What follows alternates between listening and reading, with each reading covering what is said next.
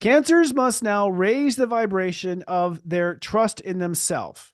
So you must trust yourself by default. You must love your boundaries with yourself. You must nurture your boundaries with yourself. You must lovingly enforce your boundaries with yourself. If you said no chocolate, no chocolate, but be loving, no chocolate, sweetheart. Okay. So be loving with those boundaries with yourself. If you have loving boundaries with yourself, your trust in yourself will raise to a higher degree. It won't be this battle with yourself. It won't be this struggle of black and white. It'll be no problemo, that sort of thing. So you want to move that trust in yourself to no problemo. The full moon in Leo means that you must remove any conversation around self-worth. I'm not good enough. I'm not pretty enough for that relationship. I'll never get that job.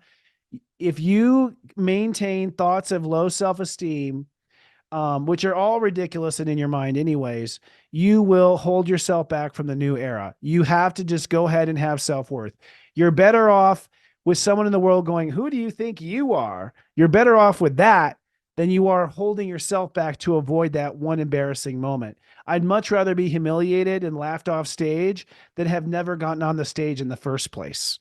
All right. So love yourself and have unconditional love about what you are worth and bet on your worth with yourself. That's the full moon, a new attitude around self-worth.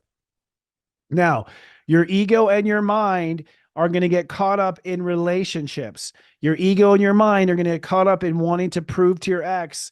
Even when your self-esteem rises, probably the first thing you're going to think of is, I'm going to text my ex and tell him how good I am now without him. Okay. So your mind and ego are still caught up in the reindeer games with other reindeers.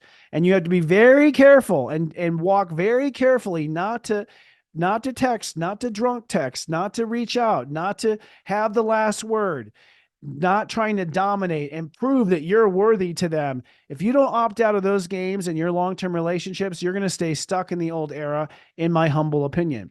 And where this is most important is with career. All right. Because that Chiron square to Mercury and Mars is in your house of career, which means that you will lose the job if you get into those old reindeer games of power for power's sake in relationships.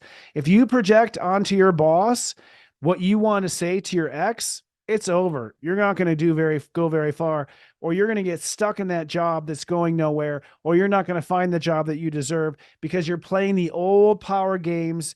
Only you're projecting it onto people, coworkers, a relationship, or maybe even onto your children as a parent. That's another thing. Don't project it onto your children, mom, who's a Cancer, because that also will be a way that keeps you in the old paradigm. So really raising the vibration of self-trust and giving yourself unconditional self-worth love.